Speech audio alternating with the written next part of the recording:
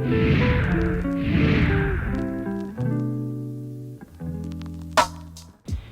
NerdSing here, and in this video I'd like to share with you the setup of the recording and broadcasting of Edinburgh Smagam back in September of this year.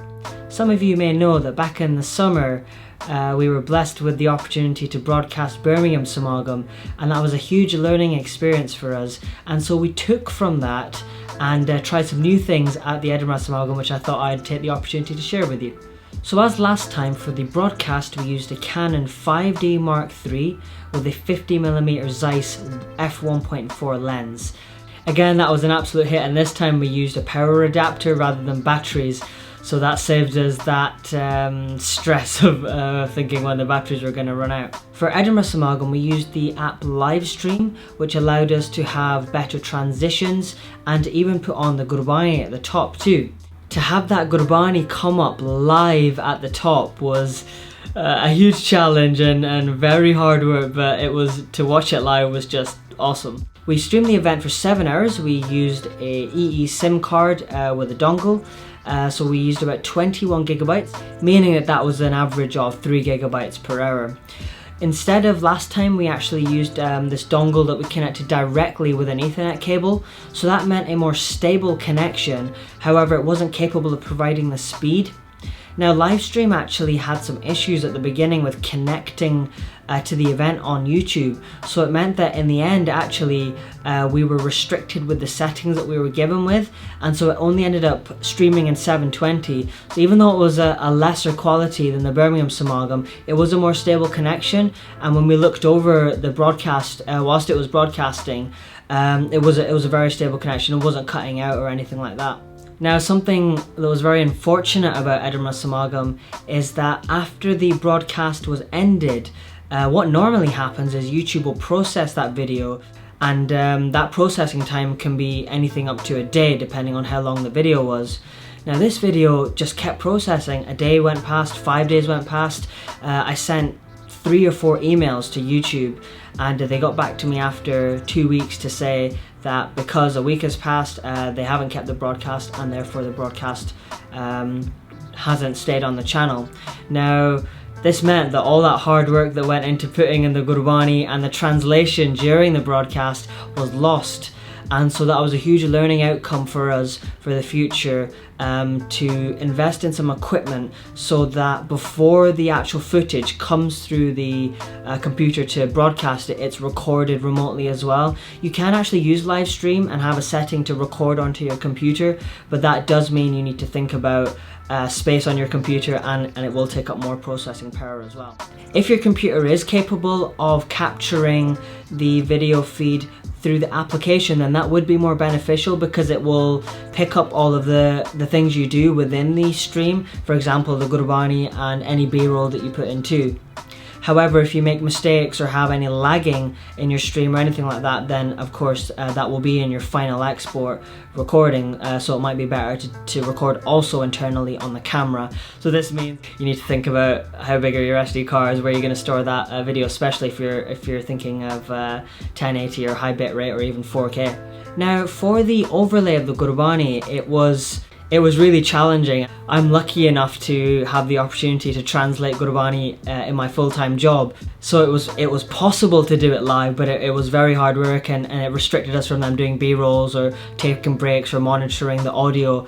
We were just completely focused on changing every Gurbani line, and the problem was that perhaps a Kirtani would start a Shabad, and you think, I will get out each line of the Shabad ready so that I can just transition when that line is sung, but perhaps that Shabad was just a Brahman and then they switched to something else, so that was it was a challenge, but it was good fun. So we need to look at a better system. I was just copying and pasting from the V1 version of iGurbani.com because it's really quick to use, but maybe we need to think of a better way of doing that, and if anyone's done this before, I know the guys in Malaysia are awesome at this, so it'll be good to hear how they do it.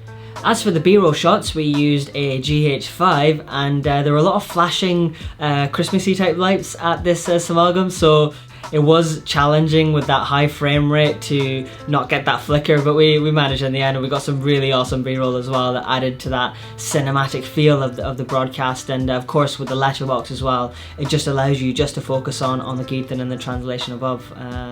So that was cool.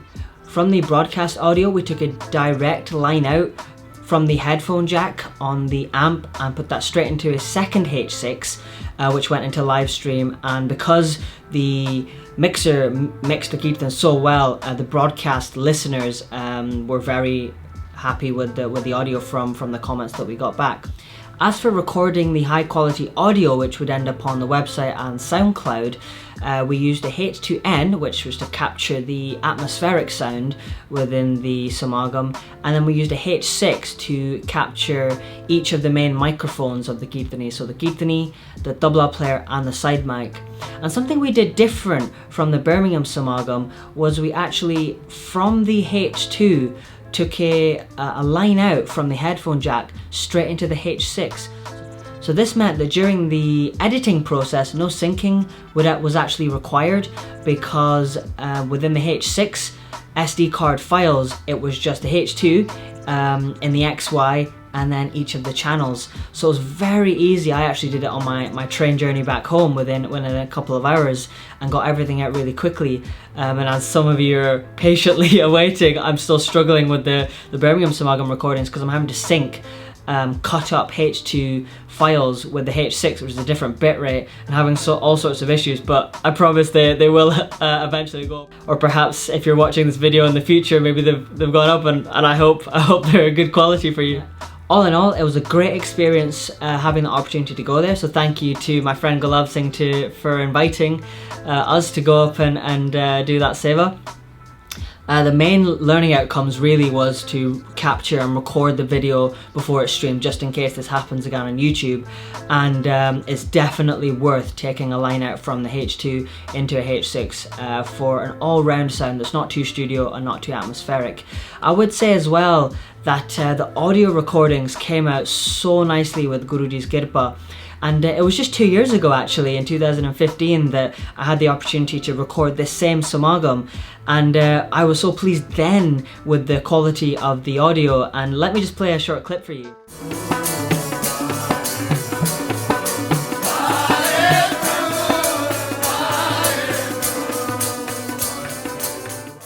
So this was recorded in 2015 on the H2N. The recorder is in the exact same position. The Geethonies are in the exact same position, it's the same hall. The only thing that was different was that the Gurdwara bought new microphones and an amp and speakers, so that might have a small effect. But if you compare it to the audio recordings from this Smagam, which I'll just play a clip for you now.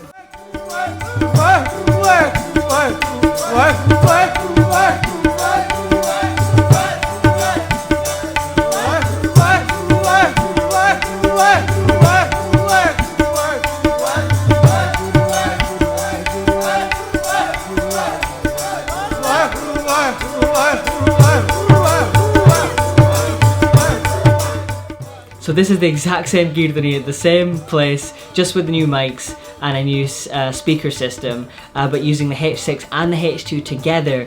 And I hope you can hear the difference, that you can hear the clarity of each Geethon, and it actually gives you the control then to add a bit of reverb to the Geethon, but a reverb wouldn't sound good on the percussion on the tabla, so you'd only want to perhaps change the bass to that. And then the atmospheric on the H2, then you can bring down the higher frequencies, reducing the overall noise of the shene, giving you a very round and a rich sound, but allowing you to hear the Geethon very clearly, which is always a problem at Smagams like these.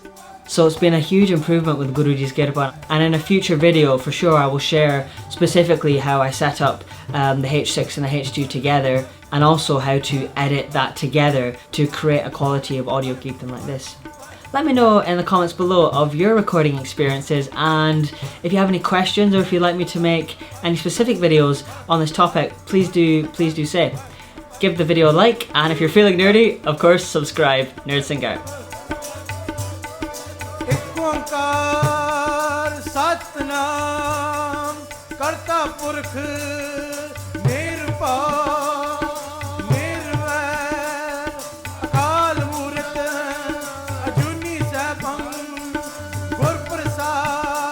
जप राज सच जुगाद सच है भी सच नानक होसी भी जप